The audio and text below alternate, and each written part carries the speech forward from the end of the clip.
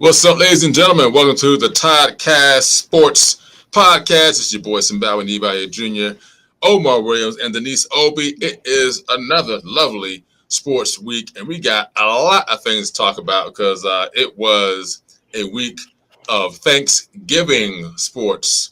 And so we're going to jump right in because there's a lot to talk about. Before we do that, I am going to do things kind of in reverse this week. So we're going to actually start with the Eagles because there's trouble in Eagle Town right now, and I think we all would agree. And again, I'm not trying to put anybody on blast, but let's be honest. Eagles, they got some woes, and I know that Denise specifically put out a cheer today, and she was cheering for the fact that the offensive coordinator had yeah. Anyway, I'll go first and let you guys kind of elaborate on some things. But the Eagles played the Chicago Bears on Black Friday. And I, for one, was very surprised as to what went down because, number one, it was shocking to me to see that the Bears' defensive line just was like disrupting the Eagles' offense like all day long. Yep. And then Caleb Williams looked like he was playing at USC. You know what I mean? And again, give Caleb props. He's been getting better each game. So that's a good thing for him and Chicago Bears. They're at the top of the division right now, currently. As a result, I think they're 8-3 or 9-3 now, something like that. Yeah. And looking actually pretty good. So this is you guys' team. So you guys tell us and tell the fans out there, because we talk from the fans' perspective, but we do have some insight as well. We're not insiders, but we have insight. What is the deal with the Philadelphia Eagles woes right now? What's going on? You got it, Denise. You want to go first? Let me go first. You got it. You First of definitely all, got it was definitely a Black Friday for us, and not in a good way of going shopping, but it was horrible. We're falling apart left and right. If you look at Hurts and you just look at in his eyes, like you can see it's falling apart. Like the offensive, just line, the coordination, everything. I think is just at this point, it's like it's just not there. I don't even know where it started, how it happened, but Kevin Patullo, he is a part of it. And I want to say to the fans, first of all, let's leave this in the stands because I did see earlier today that fans did go to his house and throw rocks at it. And I'm like, as fans, I'm a fan, but there's a line where I draw. Where I'm like, all right, Yeah. leave this in the stand. Man. Like it's never that serious. It's never that serious. But yeah, back to Hurts. He lost. It's just I don't know. It's not in his eyes anymore. He's not. There's no coordination. AJ Brown is wide open sometimes, and then he's not, and he can't read the field as well as he needs to. Smitty, I think he needs to be used more in the O line, but that's the story for another day. Two losses back to back. We lost to the Cowboys. Yes, I know. I've heard it from all my friends, family, that we should have won that game, and that was by I think 2 points, 3 points we lost Yeah. by, I believe. Mm-hmm. So that's another upset right there. So back to back losses. Not a fan of that. Richard Sherman also said it today that Kevin Patullo has got to go, and I'm going to stand on that as well. Kevin Patullo has got to go. So I think if he goes and we actually find someone new, completely new, that hasn't been in the NFL but understands play call, understands Hurts' style of play, as well as locking in with Hurts, Brown, and Smitty, I think that would help us overall. Because I don't want to hear again that we lost to the Cowboys. That was just horrible. And I will be at the game against the Commanders, so you might hear me all the way from your home. Don't be surprised. And I think that's it for now. Go ahead. Oh, So I'll say great commentary. Good good insight on these birds. I'm gonna start calling them the birds until they get better again. right. The birds or the dirty birds? I don't know. I don't know, man. It's just like I said, from a fan's perspective, it does hurt. It's sad to watch it, and it's like a waste of 2 hours, right? But I'll say this: football is the ultimate team sport. Okay. And it's a saying that says it's not how you win, or it's not if you win, it's how you win. So if you win by the skin of your teeth, win kind of by a lucky call. You got 18 penalties, but you still win. Quarterback's not that accurate, but you still win. All that stuff comes to haunt you at one time. And I think it's just coming back to haunt us. I think I'll say this too. Into winning the NFL, you can almost predict who's going to win a Super Bowl if you have a running game and a defense. We don't have a running game anymore, but we do kind of have a defense. But if you look at every team, the Bears, they ran for 281 yards Sunday. They got a running game. They got somewhat of a defense. And the Broncos, like you just every team that's really, really good has a running game and a defense. They could pass, you could pass for 800 yards. That won't get you there. You need a running game, the defense. And the Eagles do not have either or at this point. Something's happened. Maybe it's a hangover from the Super Bowl last year. Our quarterback doesn't look the same, like you said earlier. Our coaching is, I don't think Nick Sirianni is who they think he is. It's just everything's coming home to roost right now, and it's showing we're not showing up. Anytime you can get beat in your home like that, wearing all black, and they just run you out of the building, pushing you around like, what? You're the Eagles. So midnight unis. And I heard CJ Gardner-Johnson said when you wear all black, they're coming. He said that means they were serious. He said so. So he said we had to go in there and establish some dominance. And then also speaking of CJ Gardner-Johnson, I'm not sure if you guys saw the interview he had with Shady McCoy and Sam Acho. I didn't see that now. Well, they asked, so he was in the locker room and they were doing a FaceTime, and they were like, was the Eagles offense predictable? And he said, he just started smiling and he went like this. He winked his eye. And I said, oh, that's all I needed to hear, buddy. The whole NFL pretty much knows every play we're about to run. So I got a few things here. So yes, sir. Number one, just to address what you said about as far as the plays being predictable. It has been said that fans from the stands were calling plays out before they ran them. Terrible. That's how bad it was. I believe it. And I'm like, when your fans can call the play out before you even line up, I'm like, that says a lot. So predictability, yeah. I think that people have said the Eagles offense is quote unquote boring. You can say this, that, or the other. I mean, I think there's truth in that, but I think too, if you're not doing things differently than you did the year previously, then yes, you're going to be predictable, and teams are going to kind of be able to fix in on you. As far as the game goes, like I said, you both said it pretty clearly. Not really sure what's going on. The question I do have, I'm not looking for necessarily the answer, but I mean, Jalen Hurts has had how many OCs since entering the NFL? 4, 5, maybe? I don't know. He's never had the same OC 2 years in a row, right? Except for that extends into college. Yeah. Yep. So yeah. So now if we get rid of Petula, right? It's his name Petula. Now you got to bring somebody else in. So now that's another offensive coordinator he now has to have and deal with and be with to learn either their system or they develop a system together where it's like, hey, this is my style of play.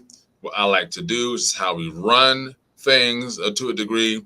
Can we build around this? And again, I'm not an NFL insider. I don't know how those things work, but I do know when it comes to working with a quarterback, you have to be able to build around that quarterback's strengths and how they do things and to be successful in any league, whether that's baseball, basketball, whatever, soccer. Build around your best player, your most common player, whoever that touches the ball the most, your most offensive player. Even on defense, you have to actually, who is your best defensive player and build around that defensive player's strengths, And the last thing I want to say is, Denise talked about how you guys lost to Dallas, right? And I'm going to come at this from a different perspective. And y'all can say I'm crazy if you want to, but I'm going to roll with this one. So the Eagles were up 21-0, right? At one point, Dallas comes back. They end up winning the game 24-21. So I have to say, let me do some research to find out what this looks like in real time. So I decided to go to the spread. And I said, it's very interesting that the Eagles were picked to win by 3 or 3.5 points. But if you're up 21-0, that can't happen. So magically, somehow the Cowboys just come back and run off 24 points straight.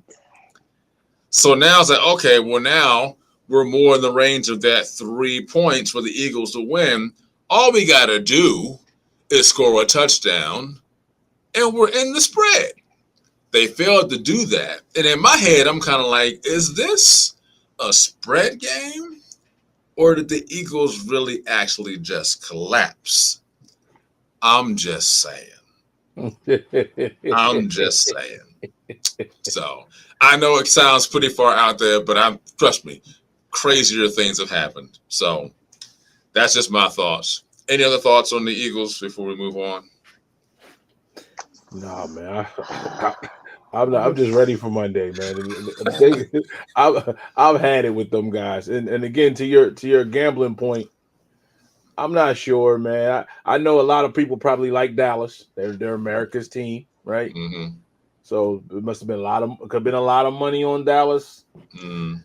They were out of the game in the first 2 quarters, and everybody was like, "Hold on!" The call went into New York. Call went up. We don't want nobody tuning out. Hold on. Yeah. So. Man.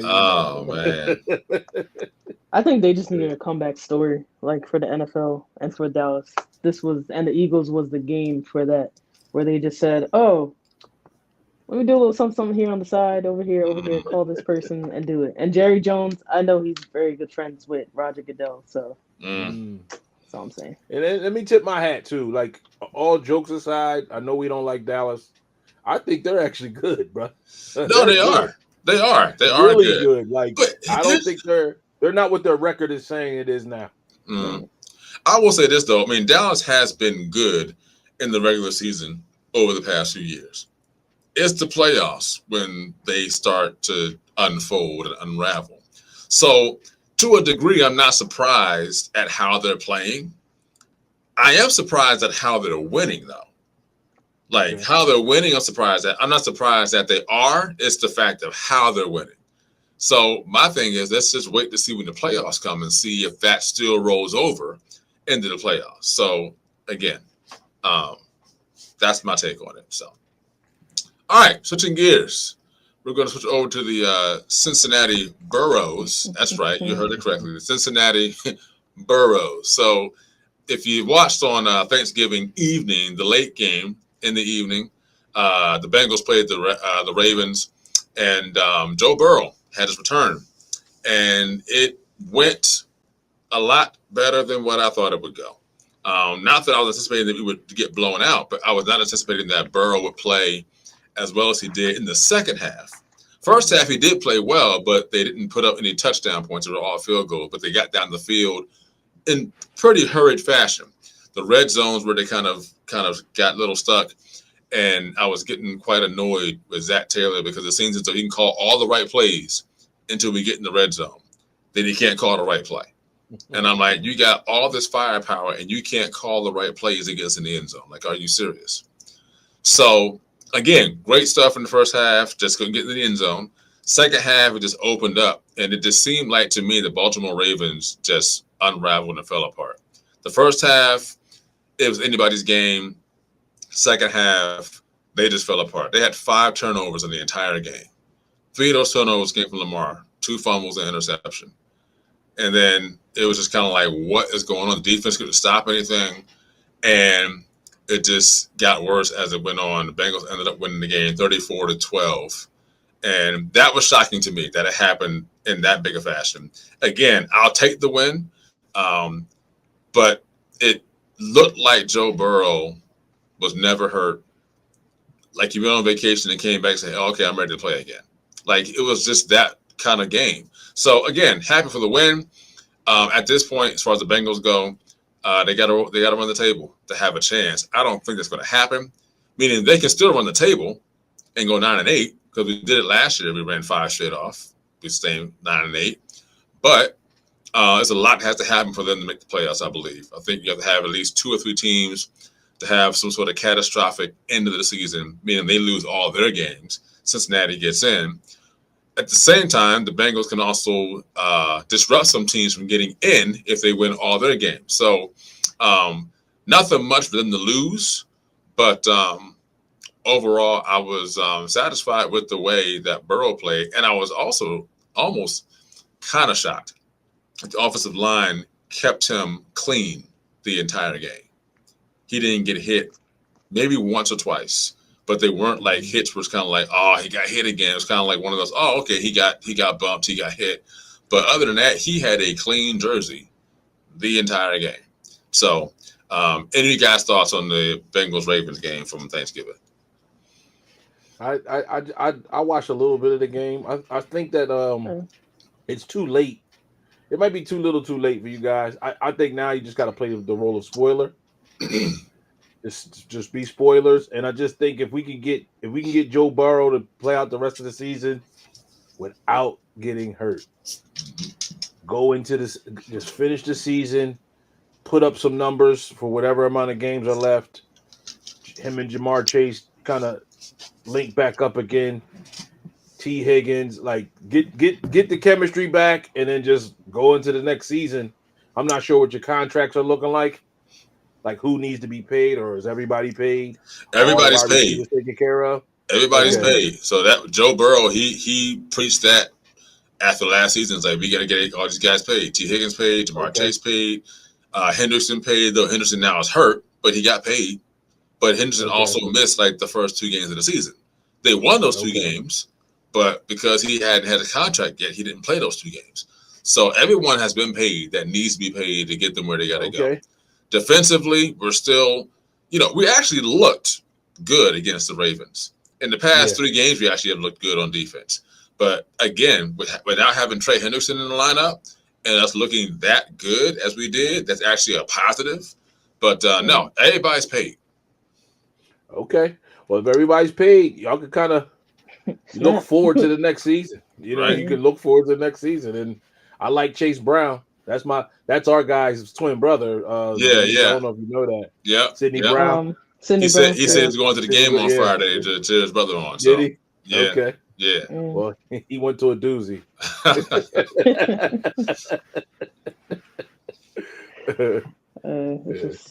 was just say I had the itis, so I was kind of like in and out of watching the game. So I was like, we're good. I got Friday to worry about. It's funny how they had us on like after the Dallas Chiefs game, which I get it. Like the Chiefs, Dallas, okay, and you got Green Bay and the Lions early. I think putting that game at the end of it, I think this is what I feel. I almost feel like if Joe Burrow hadn't come back, they'd have been like, anybody watching this game. But when they heard people were like, oh, Joe Burrow's back, people were like, okay, now I'll watch it. And now they want to see what's going to happen. Because, like, Joe Burrow is that kind of guy where he puts people in the stands. Right. Now, the Bengals have people in the stands already. But then, like, you're looking at people in the stands and eyes on the TV screen. That's what you're looking at, right? So I think that kind of helped out a lot with him coming back. And I think for him, he felt healthy enough to play on Thanksgiving. He always wanted to play on Thanksgiving. And I guess he figured, hey, here's my chance. I feel good. Let me go out here and give it a go. So, overall, I'm glad for the win. Glad we didn't go out there and stink it up. And he also got MVP of the game. So there you go. Nice. It's all in all a win for us. So yeah, there you go. There we go. All right, let's stick with the NFL. Get some more NFL news in here before we head on. Some other stuff. I know that Omar Osmond's talked to Shedeur Sanders. So I'm gonna let him start the segment off because I'm gonna come off the other end with it. So So let's talk about Shedeur's must-see TV as they wanted to be, I guess. I'll just say this: Shedeur started his second game. Well, he didn't start the first game, but he won his first game, which was historic because it was the first rookie to win a Browns game. That goes to show you how bad they've been. And like multiple years, maybe 65 decades, years or right? something. 65 years, No, right? So yeah. was it that long? No, Well, I just it's threw a fine. number out. It was so long. Okay. Well, It's let's been a put long it this time. way: they haven't been really relevant since Bernie Kosar.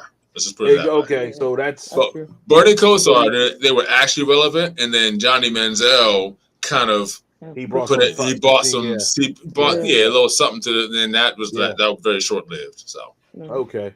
Well, like I said, Shador got in. His numbers weren't the best. But now, so this is what I wanted to talk about. Shador has a hive. Like, you know what a hive is, right? He got like a fan Like base the that's Beehive, like yeah. they're like Beyonce's fan base. Yeah. So now they're calling for Stefanski, saying he's sabotaging his career. They said he's not helping his future, and they're blaming it on the coach, man. And like they're calling for his job. So Shador has loyal fans that are like, you got to give my guy a shot. If you don't give my guy a shot, you got to go. And I don't. And the critics are saying, I'm not sure if that's going to be a good thing for his career or a bad thing for his career that he has this hive, right? Like, so this hive can actually make. It's like, do I want that? Do I want this this chaos around? Like, you know, if he doesn't work out in Cleveland, who's going to want to sign him? Right. Because you're bringing this circus with you. You know what I mean? Again, I'm rooting for him. I think he's just okay. But I think if he can get the right, you know, offense around him and some in a running game, back to that, right? All quarterbacks need a running game. You get a running game, right offense around him. I think Shador is quality enough to start in the NFL. So, but yeah, his fans are calling for they're calling for the coach's head, saying he's not putting him in the right position. He's not calling. He's not opening up the offense. Kind of the same criticism that Jalen Hurts' coaches are getting. Look at that. So, okay. But this is where I'm thinking now is like, are they saying that just because they knew how hands-on Deion was with him at Colorado? Like, because we knew Deion was always into what he was doing, into like calling the plays, making sure Shador looked good, making sure. I mean, yes, he did care about Colorado, the team as a whole, but he wanted to make Shador stand out. Exactly. So that's why I'm thinking, like, is that part of the reason where now the fans are holding what's the coach's name, sir? Stefanski. Yeah. Stefanski, holding him to the standard of Deion because they know, okay, Shador was at Colorado thriving under his father's leadership. So, like, why isn't this transitioning into the NFL? And that's where I think I'm like, some lines, there's a little blurred lines there. And Deion was at the game on Sunday. Yeah, Deion was at the game on Sunday. So I'm like, okay, we'll see what happens these next couple of games. But I mean, I like him. And I mean, I like him too. I mean, I think that he has a bright future. I don't think he'll reach the heights that his father reached, but he has a bright future. I'm a roll with Denise on this one a little bit, and I'm not in the driver's seat, but I'm in the passenger seat saying, you know, okay, because I do look at this from the standpoint of, okay, he played for his father, and he thrived there. And listen, me and Omar, we talk a lot about nepotism, right? And so this was Deion's way of getting his sons to the NFL and also their boy to the NFL. But let's be honest, like, they had the skills to get there. It was just Deion was kind of the engine that promoted them to get there, right? So now, I always said this. I said, I want to see Shador Sanders without Deion as his coach and see how he does. And so that's not saying that he's a scrub, he can't play, he doesn't know the offense, blah, blah, blah. I do think that the Cleveland Browns have a play in what's going on with him, because when you look at what's really happening, you have two rookie quarterbacks, right? And then you had Joe Flacco. It was a given that Joe Flacco was going to start. No one had a problem with that. The question was, who's the number 2 quarterback? And while people had an issue with that, you have these question marks where people are saying, well, why isn't Shador Sanders getting snaps with the first team now that Flacco is gone? Dylan Gabriel is now the QB1. He's QB2. Of course, you're not going to get the same amount of snaps in practice as QB1 because the QB1 has to get more. But why are you not getting next to any with the starting squad, right? On top of that, we had this thing out where they were saying that the offensive line didn't know Shador's cadence, meaning they didn't know his count or his at the line.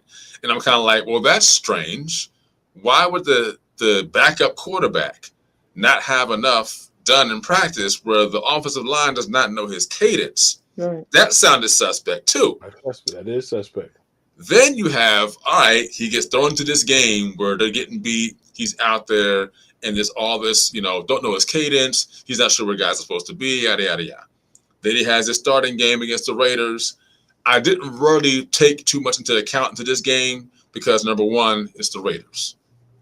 Like, you don't have to blow the Raiders out, but you probably should at least beat the Raiders, which they did, right?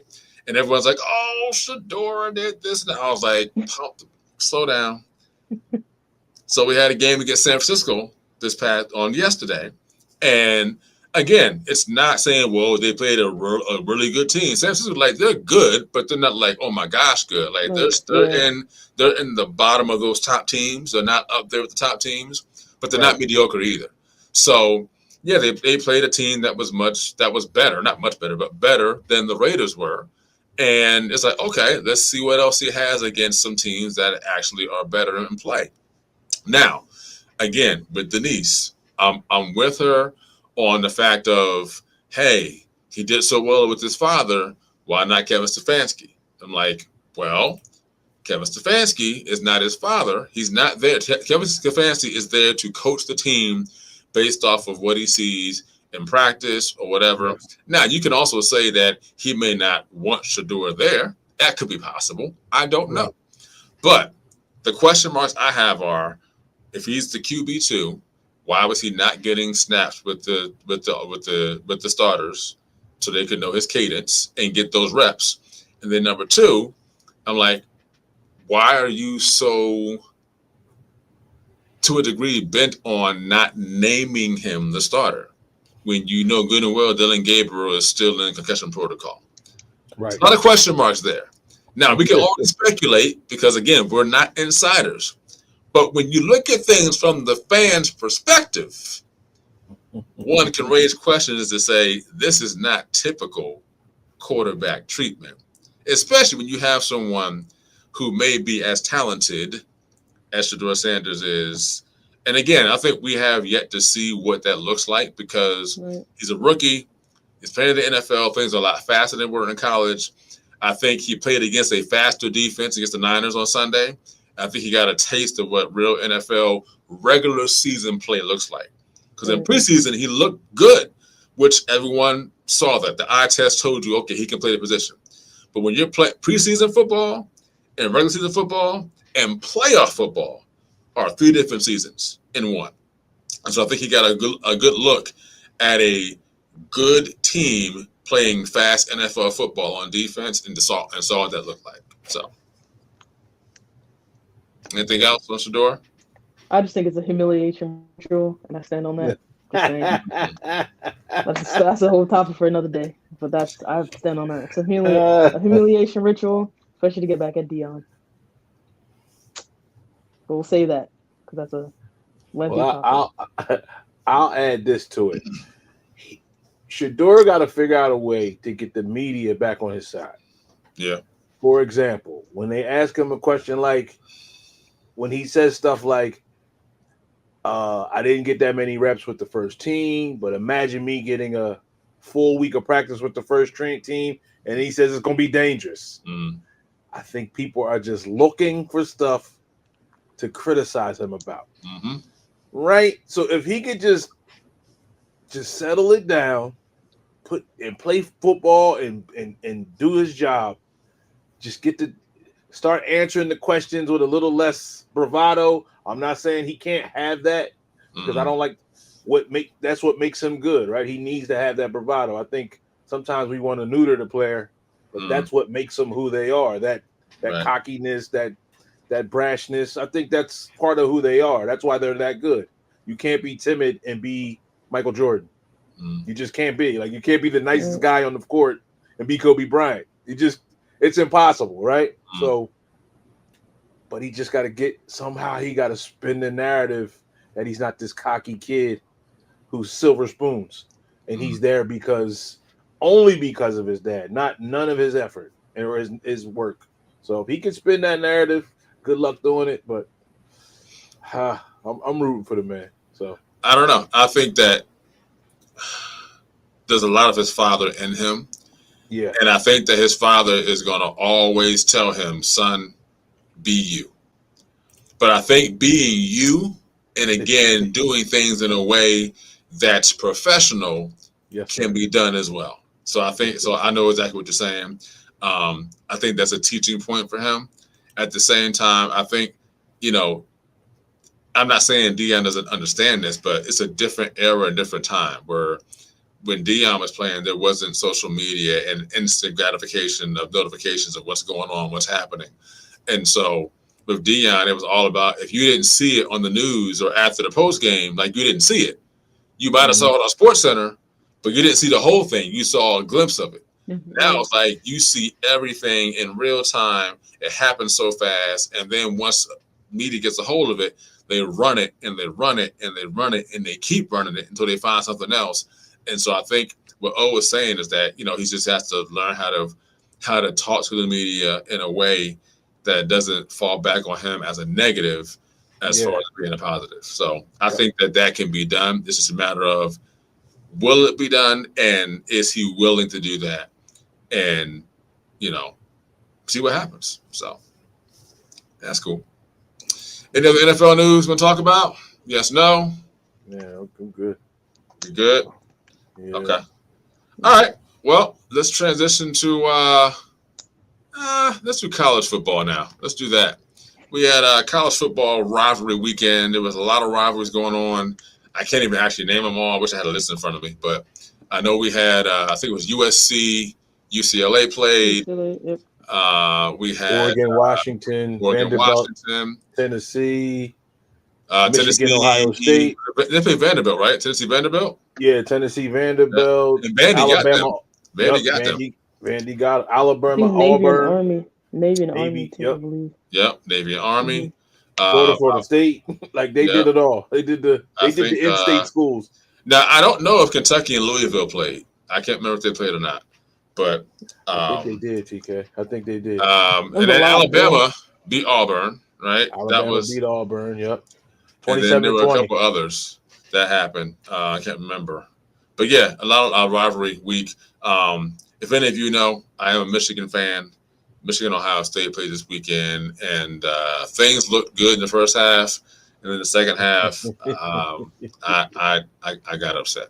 So we didn't score any points in the second half whatsoever. Ended up losing the game 27-9. It actually could have been worse than that, but it appears that Ohio State had mercy on us. Because the first half was kind of like, all right, it's anybody's game. Anybody's game first half. And we came out strong first quarter. Second quarter, it was like things died down. And from there, we just never recovered. Running game never got established. Listen, we have a quarterback. We have a quarterback. He's a great passer. I think that he's still learning. One of the things that I do notice about him is that he throws the ball too hard when it comes to screen passes. Like, he's throwing the ball 80 miles an hour on a screen pass. I'm like, dude, pull back. Like, you are trying to take the receiver's arm off and you're 5 feet away. Like, because his arm is ridiculous. Like, he's got an arm like no other. But he's got to learn how to pull back on those screen passes across the middle, those slants. And so I think that hurt them a lot. But I also think what hurt them, too, is the fact that I'm not sure if he's capable of scrambling or not. Because one of the things that they said is that he needs to use his legs against Ohio State to push the ball down the field outside of his passing. Because passing-wise, he can push the ball down the field. That he can do. But the running aspect seems like, I'm not sure. I'm like, is he fast? Is he not? Can he run? Can he not? I know he can run. My question is, how fast is he? Because there were a number of plays I'm kind of like, dude, just take off and go. Like, you can go. And it's like he was just timid. And I'm not sure if he's trying to prove he's a pocket quarterback and not a running quarterback first. I'm not sure. But I think that could be the issue because, number one, yes, African-American quarterback, I get it. So you want to be like, hey, I can play in the pocket. I can pass. You know, everyone wants to not be Lamar Jackson. But Lamar Jackson now works for him. But Lamar Jackson also, I believe, has been trying to prove over the past few years that he can be a pocket quarterback, right? And so I think with him, he's trying to be a pocket quarterback.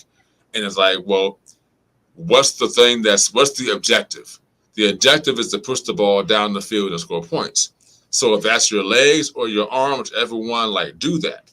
But overall, wasn't our best game. Ohio State, took your hat off to them. They played a good second half, kept us scoreless.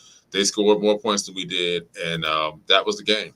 Ohio State got us for the first time in 4 or 5 years. So we do have the upper hand still on them. But before that, they ran like 8 straight on us. And that's those times where we had, number one, didn't have good coaches, and we didn't have good players. At the same time, no excuse. It's Michigan, Ohio State. You got to show up. You got to play. It's just that simple. Mm-hmm. So that's that. Any other thoughts on any other games or this game you guys want to kind of talk about? I'm a Michigan guy, so I want to mention Ohio State, Michigan. I'm not ashamed to say we didn't show up and play our best. The past 4 or 5 years, we've done our thing with them. So you can't win them all, but I will say that Michigan still holds the lead over that series, so we can hang our hats on that. So, any other rivalry games or anything you want to say about this, guys? Yeah, no, I actually used to be a Michigan fan myself. I don't know what. I know, right? Well, wait, aren't you Penn State now? I've been Penn State a long time, but I was around the time when the Fab Five was at Michigan, and everybody liked Michigan. Yeah. And then in high school, Charles Woodson was there, and he first defender to win the national to win the Heisman. Yeah. Everybody loved Michigan. And and in high school, I used to buy nothing but Michigan merchandise for some reason. I don't know why. But that blue with the yellow, that was a good combination. You know what I'm saying? So but yeah, I didn't watch any college. Wow. The Eagles just did me. I didn't feel like watching anything. Oh man, did you so dirty you didn't even watch no college? I did, man. I watched some of it. I watched some of the Michigan game. I actually watched the beginning of it, like the very beginning, where Michigan looked like they had a chance. Yeah. And then it just stopped after it just something happened, and then I turned it off. But my football. I was done with football this weekend. I couldn't do it. I'll be honest. If the Bengals had gotten blown out Thursday night, I probably would have been like, I watched Ohio State, Michigan. I'd be like, all right, I'm done. I'm not watching no more football. Like, I'm done. Right. So then I'm like, if they'd have lost, and Michigan lost, and I'm like, man, I lost twice already in 3 days. I'm like, I'm done. Just ain't feel like it, man. But I didn't watch too much college football this weekend. Yeah. Okay. Denise, you looking like nah, like I really watched that Eagles game. I was like, besides Thanksgiving and the Eagles game, I was like, I'm going shopping. Yeah. But I did see a little bit of the Michigan Ohio game. Okay. But it was like a little bit, and I was like, all right, let's go watch something else. Yeah. I think after the third quarter, I think I was sitting there and I kind of wasn't watching it, but I was like looking at my phone or something, and I started to hear something. I'm like, oh, here they go again. Oh, here they go. I say about score again. Yeah. You know, I'm like, all right, this is over. Like, there's no hope here. But I mean, rivalry week didn't seem that big this year. I don't know. I don't know why it didn't. I think everyone's looking forward to the college football playoffs. Everyone's trying to see where everyone's going to see that and all that stuff. That's it. Ohio State does have Indiana in the Big Ten championship. That's number 1 versus number 2 all together. So Ohio State's number 1, Indiana's number 2.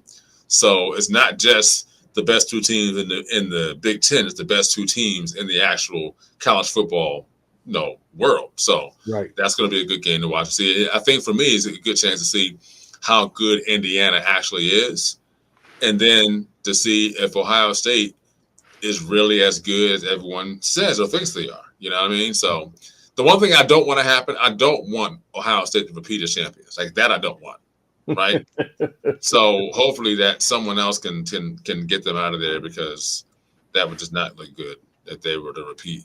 Because I really do believe that they bought the championship they got last year. And that's not like a knock on them, but they technically they did. Like they got like a $20 million, they got the highest paid NIL to go out and get players, right? And the funny thing is they did that last year and still lost to Michigan, who they should have blown out by 50 and lost to them 13-10 at home at the U. So, this year I'm kind of like, all right, well, technically we're both ranked this year, so it's kind of fair. Last year it was like I didn't even watch the game last year. I'll be honest. Like I knew it was going to be a bloodbath. I was like, I am not watching us get beat by 50 to Ohio State. And when I saw we won 13-10, I was shocked. I was like, this is not good for Ryan Day at all. Like he's lost to Michigan 4 or 5 straight times, and this year was the year you should have blew them out the water, and they did. So now they won a national championship, so that kind of makes up for it. But you finally do beat Michigan now this year, so I guess he's back on everyone's good side. So we'll see what happens. So anyway, enough of that. Let's see. Let's go to Denise's topic here. She wants to talk about the Jamaican bobsled team. Yeah, man. Yes. I was excited this past weekend. Jamaica, we've had our fair share of toughness this past couple months with Hurricane Melissa and just everything that's been going on with that. So it was great to see that our bobsled team won gold in Whistler, Canada, and then also in Park City, Utah. So that's 2 gold medals for them this past week. Definitely going to get into watching them a little more, but just glad overall that they got to, just win something and represent the country. And even with the whole thing with Miss Jamaica falling off stage and her being injured, it's just been a lot going on for Jamaica right now. So yeah, I heard about that, but I wasn't. Well, how did all that? Because I heard about it, but I wasn't really up on what happened. Like, what really happened? So she was walking in the video. You see her walking across the stage, like greeting the crowd and everything. And then I guess there was like some type of open area on the stage that she didn't see, and then she fell and went hit the ground. Wow. So now thank God she's recovering and everything. So she's doing a lot better because at first. I think we lost Denise for a moment. She'll be back. She'll be back. There she is. We got her now back. She's so she's continuing the recovery process. So keep her in your prayers. But bobsled team 45.88 seconds time. I think that's one of the best in Whistler, Canada. Given their situation, their circumstances of not having them practicing in their home field, because obviously it's Jamaica. Like, this is Cool Runnings Part 2 for me. So an actual Cool Runnings, because I'm a big fan of that movie. So I'm just glad. And then even the 2-man team in Park City, Utah, them taking first in international gold medals. It was overall a great time. So now this is all leading up to the Winter Olympics? Yeah. Okay. All leading up to the Winter Olympics for them. Yep. Got you. Okay. So, I think that starts in February. So I'm looking forward to looking at some of that because I know they got some new stuff out there that they're going to be bringing to the Olympics. So I'm looking forward to looking at that when that happens. So I'll be looking out for the Jamaican bobsled team and see how they do. And they normally, do fairly well, but it seems like they've gotten better over the years. I mean, it's amazing because again, they're in Jamaica. Like there's no snow and there's no ice. So you know what I mean? Yeah. That's just how you practice and prepare for that. That's beyond me. So yeah. All right. So well, kudos to them for doing that, and we'll look out for them and see how well they do, and report back here to you guys during the Winter Olympics. Last topic. I don't have it written down here, but last topic. I want to talk about Mr. Lane Kiffin. Mr. Lane Kiffin. Now, Lane Kiffin officially today has left Ole Miss to go coach at LSU. And so over the past like two or so weeks, there's been news about Lane Kiffin and LSU. First was Florida that has now since filled their position, so he's not going there. So LSU was the last one on the table. I don't know all the particular details, but I do know that there was talks going on of him taking the LSU position after they fired Brian Kelly. And so what's happened is that Lane Kiffin they played in I think it was an Iron Bowl this past Saturday. They won the Iron Bowl. So now they are the number 7 team in the nation. They're now getting ready to play in the college football playoffs, and when they come up, because I think they're done for now until the playoff time comes. Yeah. And so what happened today was that Lane Kiffin had a meeting with the Ole Miss athletics AD, and he asked if he could coach Ole Miss through the college football playoffs, and the AD said, absolutely not. Right. Absolutely not. Oh, wow. And so that put him on a course of basically getting on a plane and heading to LSU. Going to LSU, yeah. So now it looks as though the assistant coach is going to coach Ole Miss in the college football playoffs. Some other things have transpired that we don't have confirmation on, so I don't want to mention too much of that right now, because then we don't want to seem like we're putting out false information, right? But I saw Lane Kiffin's contract for what LSU is giving him. He is going to make $91 million over the next 7 years. That's $13 million a year to coach at LSU. Right. Now, mind you, don't forget. Remember I told you all the numbers of the past 2 coaches at LSU that they're still paying the other guys. Yeah, they're still paying. They're still paying Brian Kelly. They're still paying Les Miles. So now he gets this $91 million contract for the next 7 years. There's been talks of tampering happening as far as from the word tampering, as far as college football is still in play. He's still coaching at Ole Miss. These talks happened, and now he's going to LSU to be their coach next year in the middle of a season while he's still coaching at Ole Miss, right?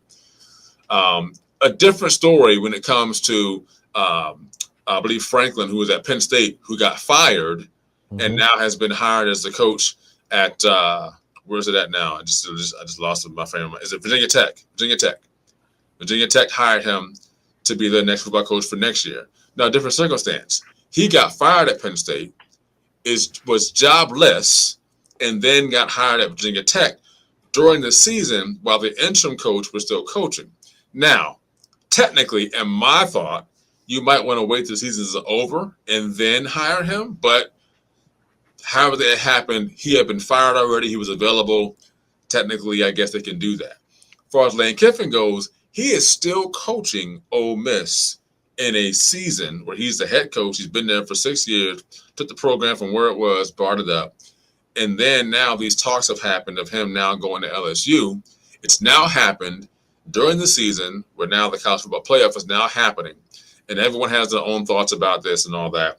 So my question is, what are your thoughts on Lane Kiffin's situation going from Ole Miss to LSU in the way it's happened and in the time that it's happened, as him still currently being coached at Ole Miss in the season not being over yet? So I think it's pure money. I think Exactly. Yeah. he's trying to say it's not about the money. He took the job before he even knew what the deal was. I don't believe him. I don't believe you leave like this. I think and it had to be tampering. You got hired for a job while you're coaching an 11-1 team on their way to the playoffs. Like, where does this happen at? Only in college? Like the NCAA. You remember when Chris Paul got denied from going to the Lakers? Right. I feel like the NCAA should have came in and said, buddy, this can't happen during the season. And then he tried to make it look like he was a hero by saying, "Oh, I'll finish. Like I'll look out for you guys." And then I'm going like, no, there's guys that you recruited that are there because of you. Like it's just a lot that goes into it. So, and again, no, he don't owe them kids anything. I mean, that's some people would think otherwise, but it's a business. They made it a business. They turned it into a business, and when it's business, they say it's not personal. But the way he left, or the way he's going about it. Now he's blaming it on the AD, saying, "Well, the AD won't let me stay and coach." So, and he's claiming that fans tried to run him off the road. He's just going into victim mode now. He's woe is me. This 90 million I'm about to make. Woe is me. So I think it's just a money play. I think it's a money play. Denise, anything you got? There should be some contracts, some stuff. I don't know, because stuff like that just makes you think, what is the point of college? What is the point of it now? Like, that's a good question. Is my kid getting an education? Okay, if my kid's getting an education and they want to play sports, if they want to play sports, they're not the best at the sport. So now my kid is just feeling like, now it's like, okay, the kids are here and then it's the athletes. And it's kind of like, what's the point? What's the point of college sports? If my kid's not an athlete, I don't know. It's just, I just say, what's the point? And as far as his contract, I feel like he should have just finished out the season. Like, why are you allowing him to leave or saying, no, he can't play out the rest of his contract? Right. And I think it also does affect the kids, because if you think about it, these coaches, they invest money, time, and effort into recruiting the kids. And these kids probably leave from maybe low-income households or whatever it may be, of other athletes or other colleges recruiting them. And now they have this coach that they trusted, they believed in, and now they're leaving them. And it's like, oh, well, the coach is like, forget you. I have to take care of me, take care of my family. What's next for me? And it's just like, do the coaches really care about the kids? Or is it care about, they see them as a price tag? Yes. Yeah. I mean, like Omar said, it's a business now. So, it turns into a business. Now, this is what I will say. Yeah. I mean, Lane Kiffin is doing what any individual would do for his family, right? He's looking at, here's another opportunity to place us in another, realm financially. So as a husband and a father, I get that, right? Now, the way he's going about doing it, you probably don't agree with, right? Right. But he's doing what any other male or female would do to position their family better financially. So I can't knock that. But the way he's doing it, it may not be right. Now, I will say this, as far as the whole him going for the money thing goes. So here's what's been kind of put out there. And I actually saw this today on a report. It said that Ole Miss actually came up with a similar matched deal that LSU did, and he didn't take it. Oh, so that was a report that came out on Bleacher Report and said that they made a similar matching offer, and he did not take it. That supports his theory. That supports what he's saying, and it wasn't about the money. So, because my thing, when I saw that he was making $91 million in 7 years, I was like, yeah, it's the money. But then I'm like, then they say, oh, but Ole Miss kind of tried to match it. And I'm like, okay, so if it's not the money, what is it? And the clout, and I think it's a legacy play. That's it. But I think it's what I think. If you want to make a legacy play somewhere where there's no legacy. Wow, look at that. Quote that man. Because you go to LSU, they have legacy. They've got coaches that have done it. You go to Florida, which is not now, they got legacy already. Ole Miss does not have a legacy. So you've taken that program for 6 years to put it where it's at. I understand it. You're in Ole Miss. People don't want to come there. But in the NIL era, anybody can go anywhere and play. Because the student athletes now are all about who's going to pay me the most money to come play there at your school. That's the way it goes now, right? The question is, though, too, I think the caveat is, even though you're getting players who want to come here and play, the question is, what kind of player am I getting? Am I getting a talented player, skilled player, or just someone that just, wants to get paid and is showing me their skill and talent, but then up against this skill and talent, they actually are a step down, right? That's the gamble you kind of take, maybe, possibly. But in all that said, again, it said that Ole Miss made a similar matching offer. He did not take it. And like I said, I think this is a legacy move by him. But I'm looking at this as though you can make that legacy right there at Ole Miss. And now imagine if he wins the championship at Ole Miss, if that happens. That's going to be crazy. That's going to be crazy. You do it at LSU, it's like, oh, it's been done before. Yep.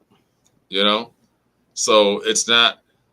So again, only he knows the real reason why he left. Because it could be something that we really haven't even talked about or spoken about, where people are saying it could be something he might want to move closer to where family lives. Like, I don't know. You know? Well, he's quoted as saying that LSU and one other place were the only places that could have took him away from Ole Miss. Outside of that, that was it. But so he sounded like he wanted to go to LSU. Okay. So now the last thing I'll say is this: we talked about him finishing out coaching at Ole Miss. He started it. I want to finish out. The reason they put out that the AD said no to him finishing out is because you're playing against a rival of ours. So you finish season out, you play here, whatever, you go to LSU. Now we got to play you next year as an LSU's coach. Right. So it was almost like, hey, you can go to LSU, that's cool, but you're not going to finish coaching here. Like it was almost like it was kind of vindictive, but also like, hey, we're watching over our program because you're now leaving us to go. It's like, hey, I'm gonna leave the Eagles and I'm gonna coach over at Dallas. Right. Well, we gotta play you twice a year. You know what I mean? So, you know, and again, the business part of it, I think that's the thing that actually makes this sort of kind of dirty, because the NIL, the agents, the money, the contracts, the TV contracts, all of that's being taken into account. And I think that everyone's looking out for their best interests only. That's just my opinion. So, anything else on that? I just thought about Deion when he was leaving Jackson State to come to Colorado. I thought about that too, but I wasn't going to bring it up. He literally did. What did he want? He wanted to go, change the scene, and people clowned him for it. But then they didn't realize until he did an interview. I left Jackson. He said, I left Jackson State because I was getting robbed. My son's cars were getting broken into. We were having issues with the ADs and like all this money they were bringing in to this, not only this like games and stuff, but to the whole program overall. And then only a percentage was being given out, not only to him, but to other players. So it's kind of like those things that come into play that people don't talk about. And that's what I thought of. So. Well, you know, I'm going to leave that right there because I don't want to start a whole another topic talking about that. But listen, all I say is this. If Colorado doesn't turn things around next season, he might be out of there next year too. Yeah, he's going. I'm just saying. Nah. You don't think so?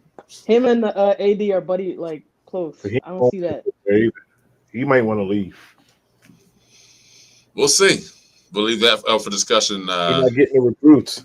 From 2026, 27 season. See how that goes. Go to Ohio. I mean, he's going to be there next year. That he's going to do. I think he's going to do that. I think that if they end up 3-9, 4-8, 2-10 next year, I don't know if he's going to stay another year after that. But the question is, if he doesn't, where's he going? Because now, to a degree, legacy is like, hey, man, you came into the program around in 1 year, but then now all your horsemen are gone, and now we're seeing this is the product we're seeing. So I don't know. Save that for next year because that's too much right now. So anyway. All right, anything else before we wrap it up? That's it, man. Good? Yes, sir. Tonight, who's playing tonight? Tonight we got was it the Patriots and the Giants? Yes, they're playing right now. Last time I checked, the Patriots are up 10-0. That was probably Jackson Dart is back. Giants are out. Let me see what's going on right now, real quick. Give you guys a quick little score. Anyway, the Patriots were up 10-0 last time I checked.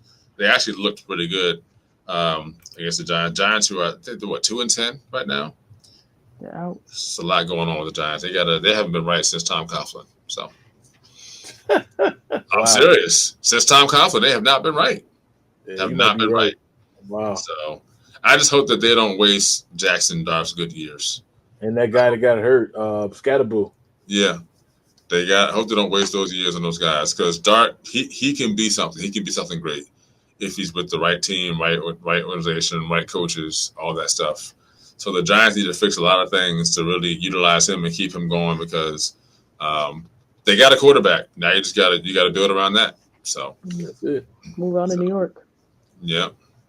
So That's New York. Another topic. Another topic. All right, everybody. Well, look, thanks for joining us. Again, the Toddcast Podcast Sports is always available on Monday or Tuesday nights at 9 p.m. Most times we'll probably be here on Mondays. Tuesdays will be every now and then. But don't forget to subscribe to the channel. Know where we're going to be every 2 weeks, so you know you get the reminder. You can be on with us, check us out, and see what we do. We talk from the fans' perspective as far as sports. And again, we do a lot of football, basketball here. Denise brings in the baseball and some other sports. She likes to talk about, the Jamaican Bobsled team today. So, and then we'll also eventually get into some other sports y'all don't really know about that's on, like ESPN News, the Ocho, some stuff that really doesn't really pertain to big sports, but there's stuff out there that you might want to check out. Some stuff that might be a little funny, and some stuff that you might be like, yo, this is actually pretty cool. One of the sports I actually like is called I'm not even saying it right, but it's like octo soccer, where they have there's three nets. Or 3 nets, yeah. 3 nets, and there's 3 teams who play, and they play in an octagon. And I'm like, that's actually a cool sport. I like that. Real cool. So we'll talk about that eventually, and getting some other stuff. So anyway, our time is up. We'll holler at y'all. Have a good rest of your week. We'll see you guys in 2 weeks. And be safe. Make it do what it do. And make good, great decisions. We'll holler at y'all. See?